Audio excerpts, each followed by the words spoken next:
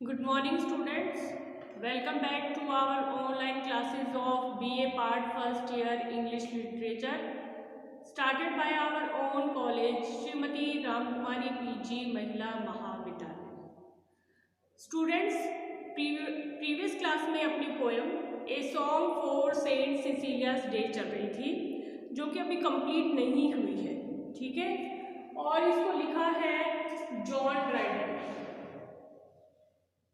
John Dryden ने, ठीक है। प्रीवियस क्लास में हमने यहां तक पढ़ लिया था the double double double beat of the thundering drum cries hark the foes come, ठीक है। Charge charge it is too late to retreat, यहां तक पढ़ लिया था, ठीक है। यानी इन लाइनों में ड्रम के बारे में बताया गया है कि ड्रम पुनः पुनः बजता है और जब ड्रम बजता है तो ड्रम हमें संकेत देता है कि दुश्मन हमारे सामने है, आक्रमण करने वाला है।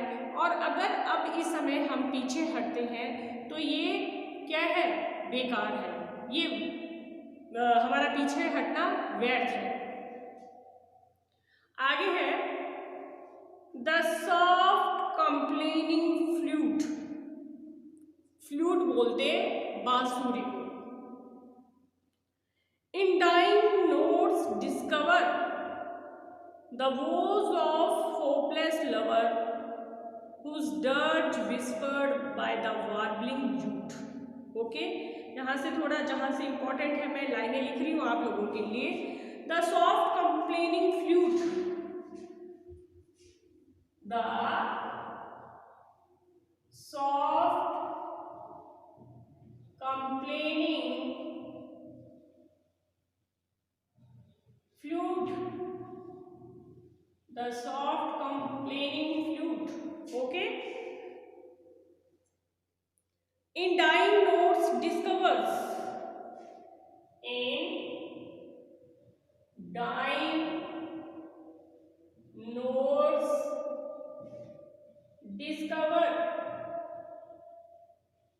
discover, okay, the woes of hopeless lovers, the woes,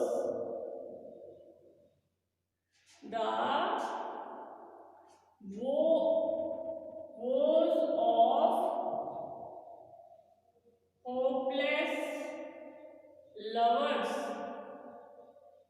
hopeless lovers whose dirge whispered, whose dirge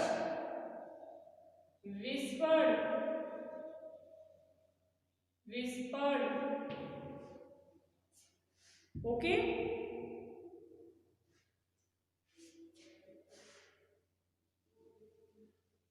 WISH,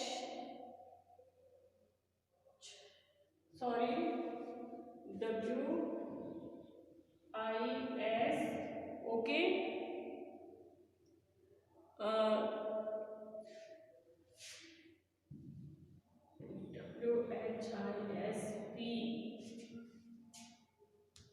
WHISPERD, whispered। Next है बाय द वार्बलिंग लूट, बाय द वार्बलिंग लूट, ओके, बाय द वार्बलिंग लूट। अब देखो the soft complaining flute, flute बोलते बांसुरी, ठीक है। द सॉफ्ट, सॉफ्ट क्योंकि ये बहुत मधुर बजती है। कंप्लेनिंग, कंप्लेनिंग का मतलब होता है कि ऐसे लगता है मानो ये शिकायत कर रही है, कि बांसुरी जब बजती है तो ऐसा लगता है कि ये कंप्लेन कर रही हो, शिकायत कर रही हो, ओके। फिर है इन डाइंग नोट्स डिस्कवर्स, क्योंकि बांसुरी कौन बजाते हैं, लवर्स। इन डाइंग नोट्स डिस्कवर, डिस्कवर का मतलब होता है खोजबीन करना, कि जो लवर्स हैं वो खोजबीन करते हैं।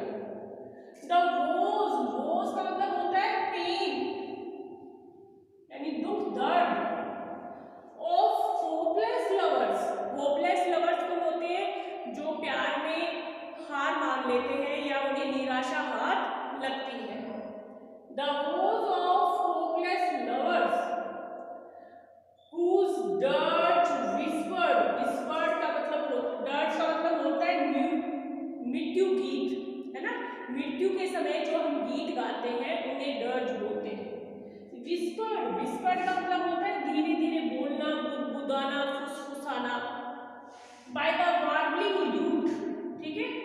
तो वो क्या कह रहा है, वो ये कह रहा है कि जब बांसुरी बजती है तो ऐसा लगता है कि जो होपलेस लवर्स हैं, जिन्हें प्यार में निराशा हाथ लगी है, वो शिकायत कर रहे हो। कंप्लेनिंग का मतलब क्या होता है, शिकायत कर रहे हो। Whose dirge whispered by the warbling lute, वार्बलिंग बोलते हैं सारंगी को, किसको बोलते हैं, सारंगी को।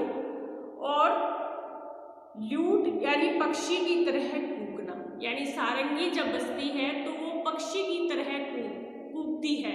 और ऐसा लगता है जब ये फ्लूट या ल्यूट जब ये बजते हैं तो जो लवर्स हैं, जो प्रेमी हैं, वो मानो शिकायत कर रहे हैं। अब उन्हें जो दुख पीड़ा महसूस हो रही है उसके बारे में वो शिकायत कर रहे हैं, ठीक है।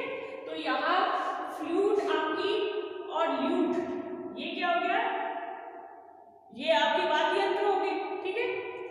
और ये दोनों वाद्य यंत्र जब बजते हैं तो ऐसा लगता है कि जो लवर्स है ना, होपलेस लवर्स बताया उसने, होपलेस है जो कि जिनको प्यार में निराशा हाथ लगी है, वो मानो क्या कर रहे हैं, शिकायत कर रहे हैं, ठीक है। अब मानो हम देखते हैं इनकी राइमिंग स्कीम, देखते हैं कि इनकी राइमिंग स्कीम क्या है। राइमिंग स्कीम इन लाइनों की।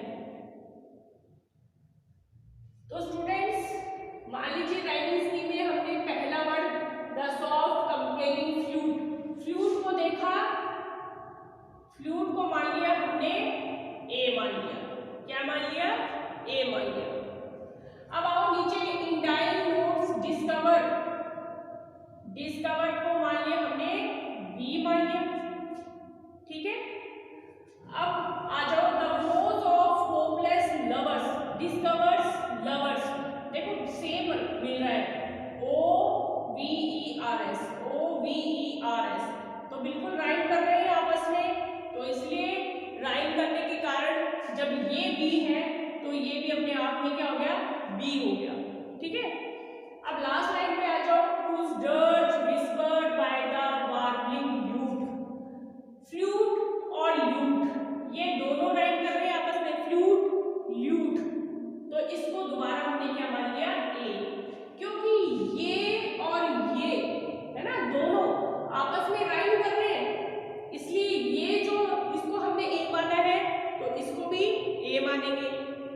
और डिस्कवर लवर ये आपस में राइम कर रहे हैं, इसलिए इसको हमने बी माना है तो इसको भी बी मानेंगे, ठीक है। तो राइमिंग स्कीम क्या होगी हमारी, ए बी बी ए, इन चार लाइनों की ये राइमिंग स्कीम होगी आपकी, ठीक है ना, ए बी बी ए, ठीक है। यानी देखो शेक्सपियर की राइमिंग स्कीम अलग थी, उसकी क्या थी, ए बी ऐसी चल रही थी ना, शेक्सपियर की कैसे चल रही थी, ए बी, यानी पहली तीसरी से दूसरी चौथी लाइन से राइम कर रही थी। लेकिन यहाँ क्या हो रहा है, ए बी ए, यानी पहली चौथी लाइन से राइम कर रही है और दूसरी लाइन तीसरी लाइन से राइम कर रही है। तो शेक्सपियर और जो ये आपके जॉन मिल्टन, जॉन ड्राइडन है, ये अलग तरीके से दिख रहे हैं, ठीक है। शेक्सपियर की तो ये राइमिंग स्कीम थी शेक्सपियर की, और ये मिल्टन और जॉन ड्राइडन की राइमिंग स्कीम है, ठीक है। चलो आगे देखते हैं। अब है आपका, वो कह रहा है sharp violence proclaim their jealous pangs and desperation, fury, frantic indignation, depth of pains and height of passion, ठीक है। लिखते हैं थोड़ा इन लाइनों को, क्योंकि जो इम्पोर्टेंट लाइन्स हैं वो हम लिख के कर रहे हैं ताकि थोड़ा समझ में आ जाए आप लोगों को।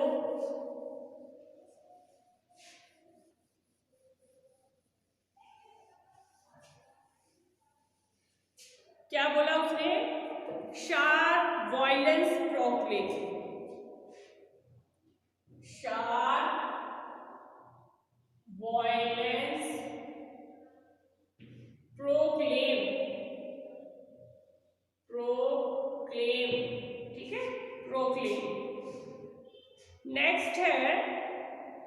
their genius, their genius pants, their genius pants and desperation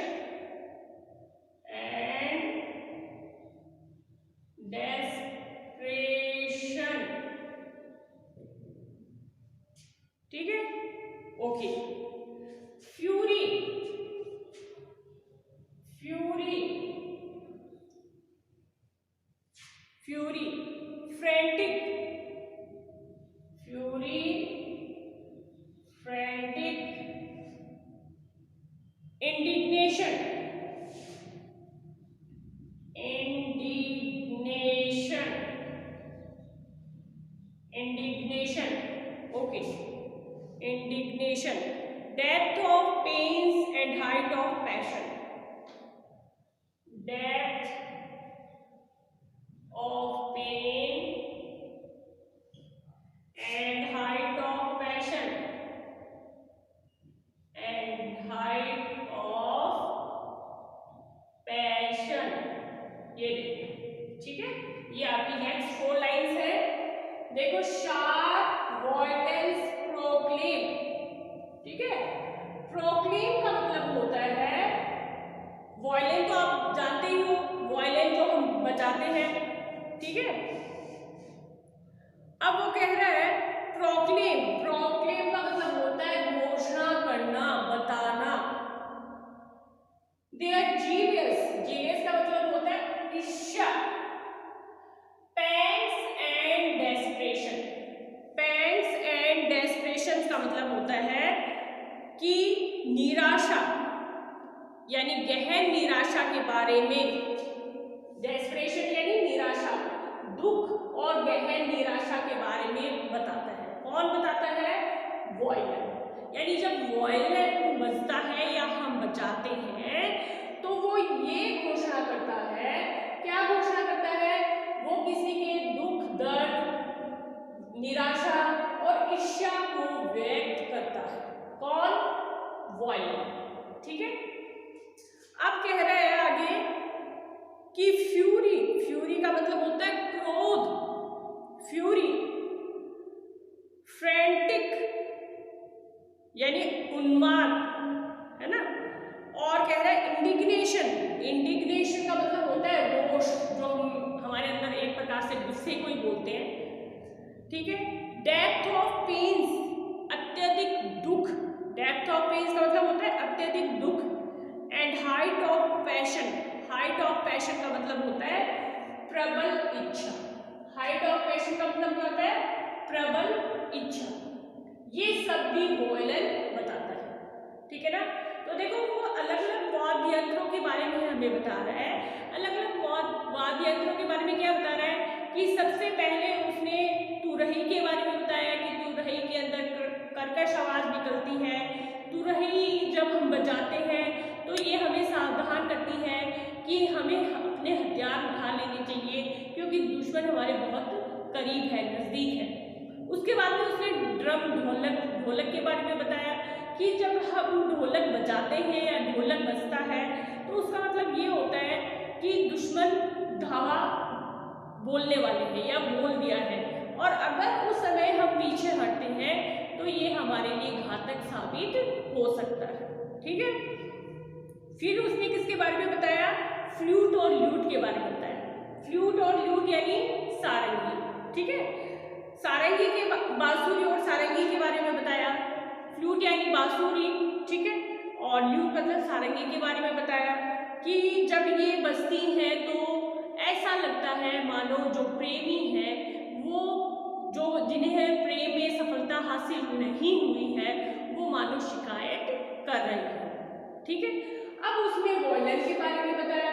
violin जब बजता है, शार्प वॉयलिन, क्योंकि इसमें से तीखी आवाज निकलती है, शार्प वॉयलिन जब बजता है तो मानो ऐसा लगता है कि वो घोषणा कर रहा हो। क्या घोषणा कर रहा हो? ये घोषणा कर रहा हो कि डेस्परेशन का मतलब होता है कि अगर किसी को निराशा या दुख, दर्द या फिर ईर्ष्या हो रही हो, तो वॉयलेंट जब बजता है तो ऐसा लगता है कि वो इन तीनों चीजों के बारे में व्यक्त कर रहा है, हमें बता रहा है। ठीक है, फिर कहता है जब वॉयलेंट बजता है तो उसमें से फ्यूरी, फ्रैंटिक और इंडिग्नेशन। फ्यूरी का मतलब होता है क्रोध, फ्रैंटिक का मतलब होता है उन्माद, इंडिग्नेशन का मतलब होता है निराशा। ठीक है, ये तीनों चीजों को वॉयलेंट व्यक्त करता है। ठीक है, फिर कहता है जब वॉयलेंट बजता है तो वो हमें किसी के दुख दर्द, अत्यधिक, डेप्थ का मतलब क्या होता है, गहराई होती है वैसे, और यहाँ इसका मतलब होगा अत्यधिक दुख दर्द और प्रबल इच्छा के बारे में व्यक्त करता है। ठीक है ना, समझ में है ना कि जब वॉयलेंट बजता है तो वो ये सारी चीजें व्यक्त करता है। स्टूडेंट्स इंपॉर्टेंट है ये आपका, क्योंकि कई बार एग्जामिनर यहाँ से उठा के पूछ लेता है कि आपको ये चारों लाइन नहीं देगा और आप बताओगे कि इसमें वॉयलेंट के बारे में बताया गया है कि वॉयलेंट जब बजता है तो उसमें से तेज आवाज, शार्प मतलब तेज आवाज निकलती है, और वॉयलेंट ये घोषणा करता है, प्रोक्लेम का मतलब क्या होता है, घोषणा करना, ये घोषणा करता है, क्या घोषणा करता है कि वो किसी के ईर्ष्या, जीएस यानी ईर्ष्या, पैंग्स यानी दुख और डेस्परेशन यानी निराशा के बारे में व्यक्त करता है। ठीक है, उसके बारे में बता रहे हैं वॉयलेंट जब बजता है तो ऐसे लगता है कि मानो उसके अंदर से फ्यूरी यानी क्रोध, फ्रैंटिक यानी उन्माद और इंडिग्नेशन यानी निराशा व्यक्त होती है। ठीक है, और कहते हैं वो अत्यधिक दुख और प्रबल इच्छा के बारे में भी हमें बताता है। ठीक है students, I hope that you understood it very well. चलो आगे करते हैं। फिर कह रहे हैं for the fair disdainful dame, but oh what art can teach, what human voice can reach, the scared organs praise, notes inspiring holy love, note that wing their heavenly ways to mend the quiets away। ठीक है, ये लिखती हूँ मैं आपके लिए लाइनें।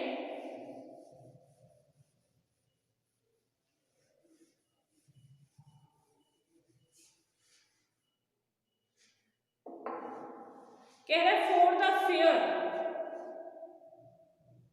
for the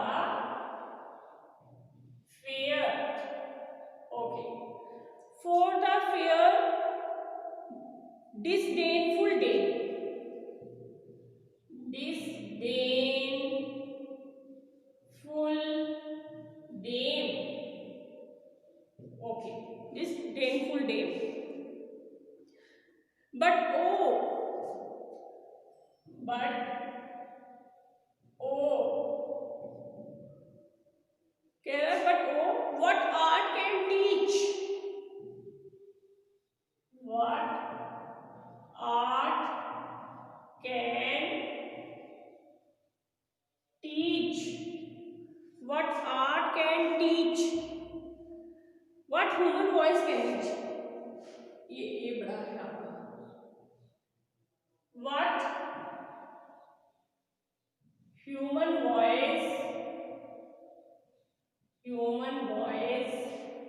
can reach,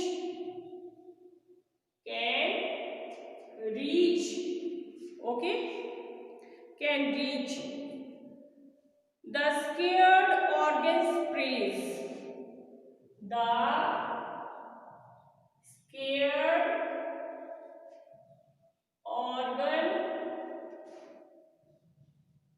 praise, the scared organ praise, okay, notes inspiring holy love, ये है आपका notes inspiring, notes inspiring, notes inspiring, ये है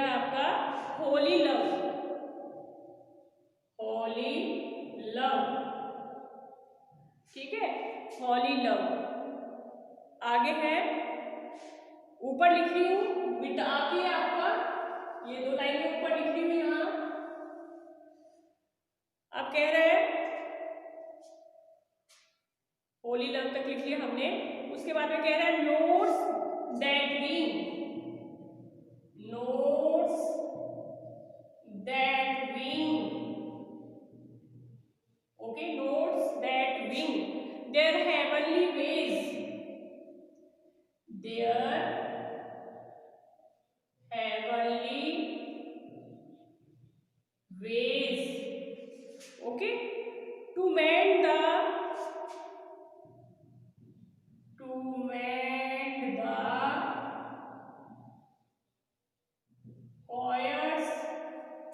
to mend the poets obey, ठीक है। तो स्टूडेंट्स, आज मैंने लिखा है इनको लाइनों को, कल मैं इनको एक्सप्लेन करूंगी, ठीक है।